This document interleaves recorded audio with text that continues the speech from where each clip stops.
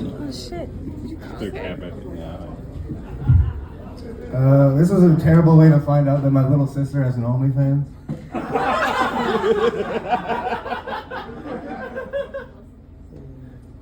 I don't know if you can tell by the way I'm dressed, but that was the end of the comedy show, and I'm gonna start doing some open mic poetry for you guys. Roses are red, they tell me I'm black. Do you think Lizzo would have been nicer to her backup dancers if they were trans fats?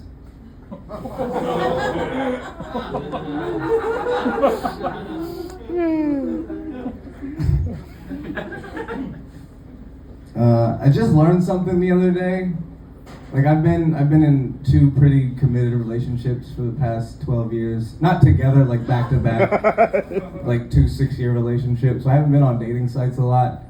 So I just learned, like I've been reading girls' profiles, and I see they say like no casual hookups, no one-night stands, no FWBs. Does everybody out there know what an FWB is? No? I just learned, anybody? Yeah. Friends with benefits, right? I just learned that the other day, because I've been messaging all these girls asking them what they have against fat white bitches. Because that's all I'm looking for. But I did have a little bit of success on Tinder the other day. I met a girl, we were having a pretty good conversation. Then halfway through the conversation, she tells me, I'm gender fluid. I was like, oh, that's awesome. Like, I used to be gender fluid too. And then my dad came inside my mom.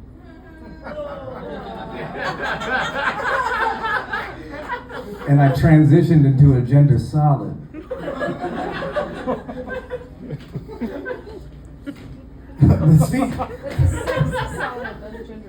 Speaking of parents, anybody out there ever seen their dad's dick when they were younger?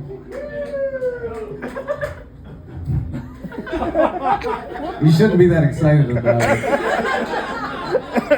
But how come yours is never as big as the first time you saw his?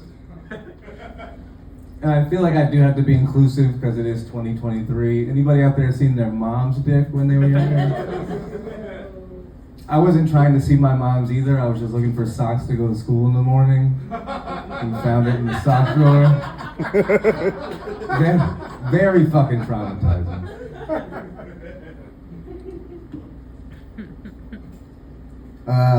Another thing about my parents, I just found out a couple years ago they did 23andMe, and I realized that black people should not do 23andMe. You can laugh, it's okay. I'm the one telling the joke. But I got an eagle tattooed on my stomach. I don't know if you guys can see it. It's a tribal eagle.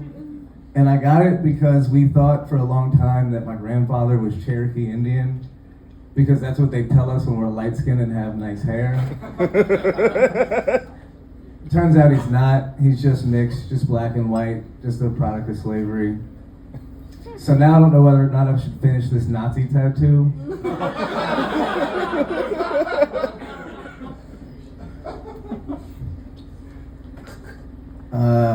My ex-girlfriend told me I wear nigga shoes.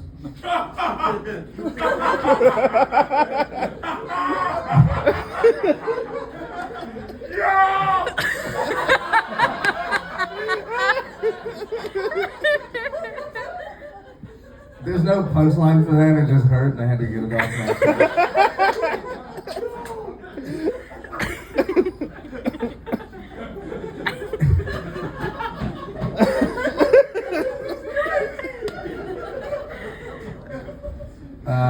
Did you guys know that Lululemon was started by a guy that was so racist? He named it that just to make fun of Japanese people trying to say it. Yes, I did. That's a true fact. Could you imagine if other corporations were that blatantly racist? Like, could you imagine what Nikes would be called? Niggers.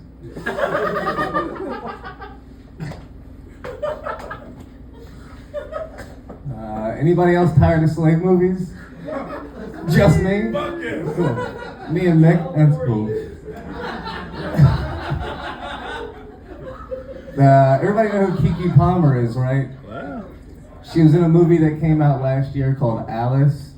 And it's about this girl who escapes from slavery. She's in Georgia, and she gets to the next closest town and finds out that it's 1973. You guys aren't surprised as you should be. Slavery ended in 1865. It's 108 years after slavery ended that she was still a fucking slave. What a shitty group of people to keep slaves that long, right? But what the best set of neighbors you could fucking ask for. They don't come over and ask to borrow shit. They don't ask you too many questions. They don't call the cops when there's a large group of black people in their neighborhood. Just the best fucking neighbors. But I feel like, speaking of racism, I feel like saying racial slurs are very hard to say. Like, I don't believe it when somebody says it just slips out. Like, saying nigger takes effort. Like, you have to try this. Like, here, you try.